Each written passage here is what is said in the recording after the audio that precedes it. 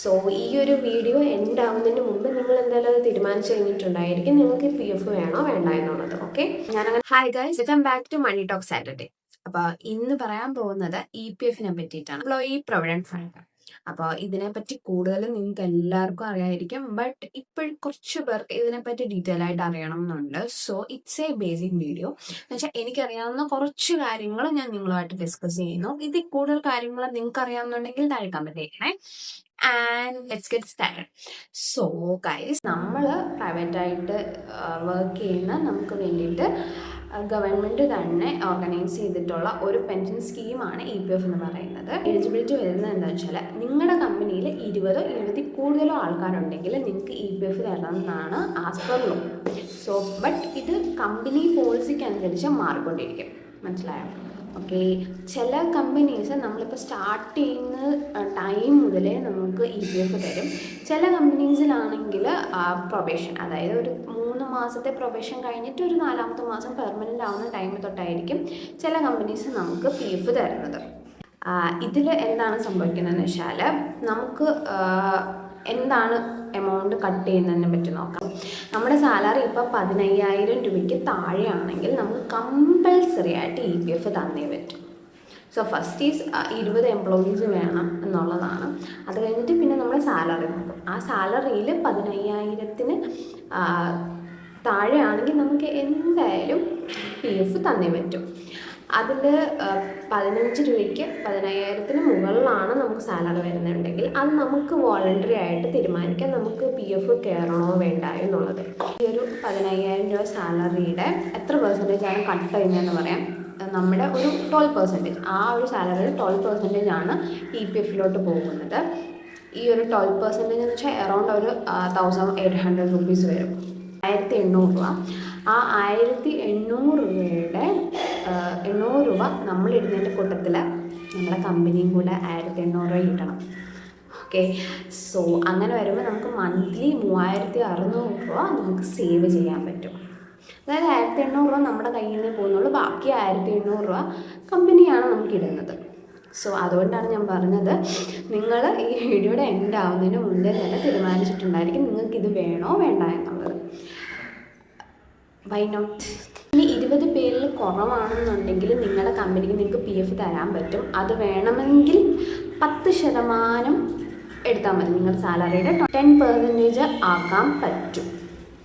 Okay, ഇത് 20 കൂടുതലോ ആണെങ്കിലാണ് 12% വരുന്നത്. നിങ്ങളുടെ സാലറി പ്ലസ് DA എല്ലാം കൂടെ കവർ ചെയ്തുള്ള ഒരു എമൗണ്ടിൻ്റെ ബേസിസിലാണ് ഇത് വരുന്നത് കേട്ടോ.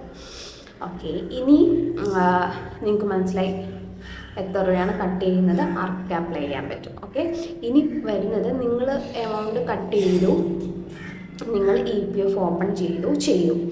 ഓക്കെ, ഓപ്പൺ ചെയ്തു. ഇനി എന്താണ് പ്രോസസ്സ്? ഓക്കെ, ഇനി കമ്പനി പറയുകയാണ് EPF ഓപ്പൺ ചെയ്തിട്ടുണ്ട്. ഇനി നിങ്ങൾക്കതിൻ്റെ നമ്പറോ കാര്യങ്ങളോ ഐഡിയോ കാര്യങ്ങളോ ഒന്നും തന്നിട്ടില്ല, എന്ത് ചെയ്യും?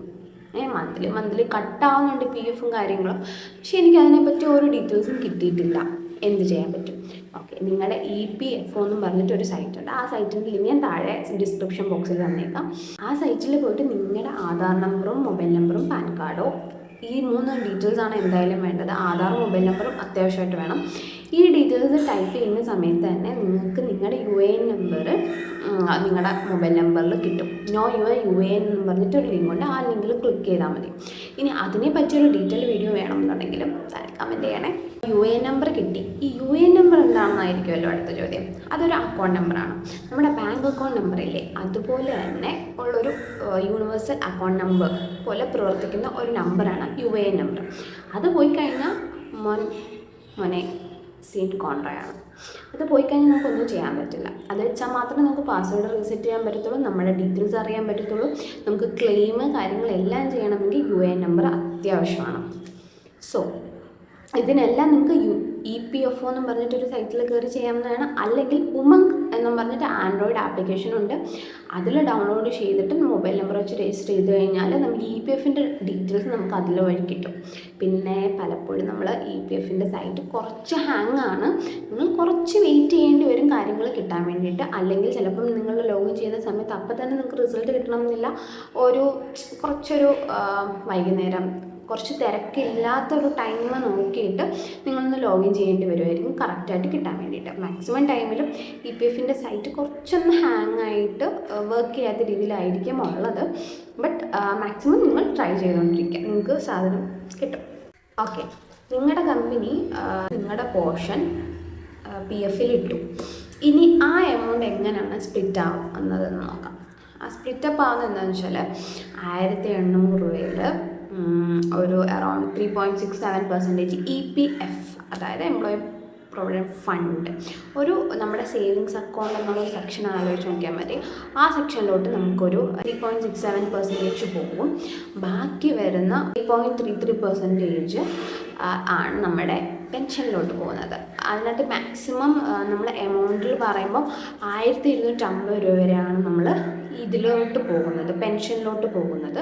പിന്നെ ഈ 1750 ലിമിറ്റ് കഴിയുമ്പോഴത്തേക്കും ബാക്കി വീണ്ടും നമുക്ക് EPFലോട്ടാണ് പോകുന്നത്. ഓക്കെ, ആൻഡ് അതിൽ 0.5% നമുക്ക് EDLT, employee deposit linked insurance എന്ന് പറഞ്ഞിട്ട് ഒരു സ്കീമിലോട്ട് പോകും. അതുവഴിയാണ് നമുക്ക് 7 ലക്ഷം രൂപ വരെ നമുക്ക് പ്രീമിയം കിട്ടുന്നത്. ആൻഡ് അത് കഴിഞ്ഞിട്ട് ഒരു 0.5% കിട്ടും. അത് നമുക്ക് അഡ്മിൻ ചാർജസ് ആയിട്ടാണ് പോകുന്നത്. ഓക്കെ, ഇതിൽ ഞാൻ പെൻഷൻ്റെ കാര്യം പറയുന്നുണ്ട്. അപ്പോൾ ആ പെൻഷൻ എങ്ങനെ കാൽക്കുലേറ്റ് ചെയ്യുന്നതെന്ന് നോക്കാം. നമ്മുടെ 60 മാസത്തെ ആവറേജ് സാലറി എടുക്കും. അതേ ഇൻറ്റു നമ്മുടെ എത്ര സർവീസ് ഇയേഴ്സ് ഉണ്ടോ ആ സർവീസ് ഇയേഴ്സുമായിട്ട് ഇൻറ്റു ചെയ്തിട്ട് ഡിവൈഡഡ് ബൈ 70 ഇയേഴ്സ് വെച്ചിട്ടാണ് നമ്മൾ ചെയ്യുന്നത്. നമുക്ക് മിനിമം 1000 രൂപയും മാക്സിമം 7500 രൂപ വരെയാണ് പെൻഷൻ കിട്ടുന്നത്. അതിപ്പോഴത്തെ കണക്കാണ്. കുറച്ചുകൂടെ നമ്മൾ പെൻഷനൊക്കെ ആകുമ്പോഴത്തേക്കും ചിലവും കുറച്ചുകൂടെ കൂടുമായിരിക്കും നമുക്ക് പ്രതീക്ഷിക്കാം. ആൻഡ് ഇതിൽ മെയിനായിട്ട് എനിക്ക് പറയേണ്ട ഒരു കാര്യം എന്ന് വെച്ചാൽ നമ്മുടെ ഇപ്പോഴത്തെ ഒരു ട്രെൻഡാണ് ഒരു വർഷം ഒരു കമ്പനിയിൽ വർക്ക് ചെയ്യുക, അത് കഴിഞ്ഞിട്ട് അടുത്ത വർഷം അടുത്ത കമ്പനി എന്നുള്ളതാണ് നമ്മുടെ ട്രെൻഡ്. സോ ആ ഒരു ട്രെൻഡിലോട്ട് നമ്മൾ കിടക്കുന്നതിൻ്റെ കൂട്ടത്തിൽ തന്നെ നമ്മൾ ചെയ്യേണ്ട ഒരു കാര്യം എന്താണെന്ന് വെച്ചാൽ നമ്മളൊരു കമ്പനിയിൽ നമുക്ക് PF അക്കൗണ്ട് ഉണ്ടെങ്കിൽ അടുത്ത കമ്പനിയിലോട്ട് പോകുമ്പോൾ ആ കമ്പനിയിലോട്ട് നമ്മുടെ PF ട്രാൻസ്ഫർ ചെയ്യാൻ എന്തായാലും നോക്കുക.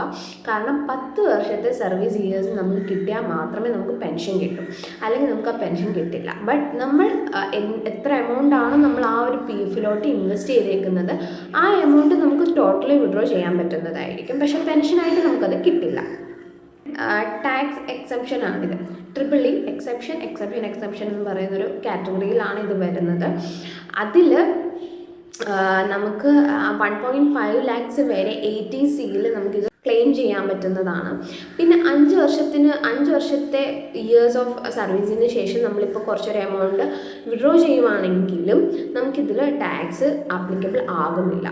പിന്നെ വിഡ്രോവിൻ്റെ കാര്യം പറയുമ്പോഴത്തേക്കുമാണ് നമുക്ക് എന്തെല്ലാം കേസിൽ ഇത് വിഡ്രോ ചെയ്യാമെന്നുള്ളതും കൂടെ നോക്കാം.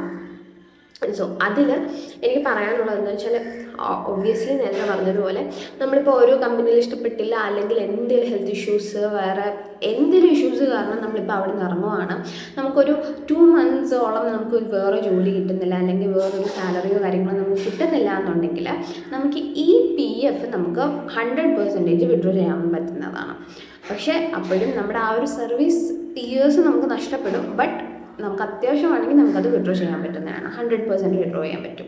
ഇനി നമ്മളൊരു കമ്പനിയിൽ നിന്ന് ഇറങ്ങിയിട്ട് 1 മാസത്തിനുള്ളിലാണ് നമുക്കൊരു ജോലിയും കിട്ടിയില്ല എന്നുള്ളൊരു കേസിലാണെങ്കിലും നമുക്കൊരു 75% നമുക്ക് വിഡ്രോ ചെയ്യാൻ പറ്റുന്നതാണ്.